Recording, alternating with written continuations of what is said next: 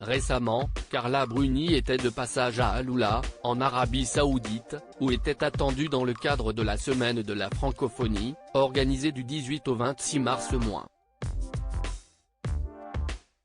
Seulement, suite à la mort de son beau-père, Paul Sarkozy, son séjour s'est rapidement écourté.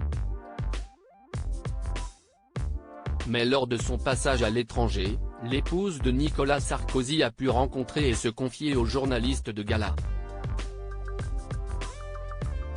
Lors de cet entretien, actuellement disponible en intégralité dans les pages de Gala, paru ce jeudi 23 mars, Carla Bruni s'est très rapidement confiée sur sa fille Giulia, née en octobre 2011. Et concernant sa cadette, la chanteuse s'est notamment livrée sur les valeurs qu'elle espère lui inculquer. Si je dois lui dire une chose, a-t-elle avancé, si est qu'elle doit travailler. C'est par là que passe l'épanouissement et l'indépendance. Un conseil qui risque d'être très utile à l'avenir.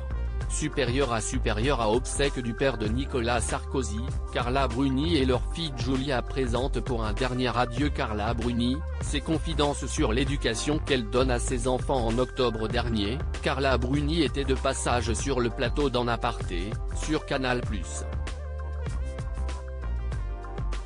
Et à la journaliste Nathalie Lévy, la mère de famille avait livré quelques petites confidences sur son rôle de mère avec ses enfants, Aurélien, né de sa précédente relation avec Raphaël Enthoven, et Giulia. Et en ce qui concerne la petite dernière, l'épouse de Nicolas Sarkozy avait ainsi pris le soin de s'exprimer sur le fait qu'elle était beaucoup plus âgée que les parents des autres enfants de la classe de sa fille. Je n'ai rien à voir avec ses parents.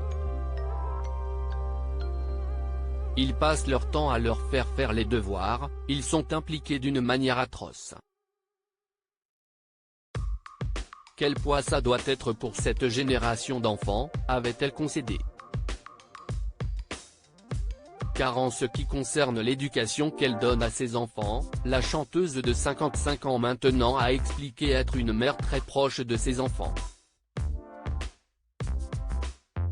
Je regrette d'être une mère beaucoup plus affectueuse, beaucoup plus proche, avait-elle indiqué. Et d'ajouter ensuite, reconnaissante, enfin, je ne regrette pas parce que ça donne des enfants merveilleusement affectueux et sans doute plus structurés, mais ça donne aussi des enfants beaucoup moins aventureux et beaucoup moins libres. Notre reportage sur Carla Bruni est à lire en intégralité dans le nouveau numéro de Gala, en kiosque ce jeudi 23 mars ou disponible en cliquant ici.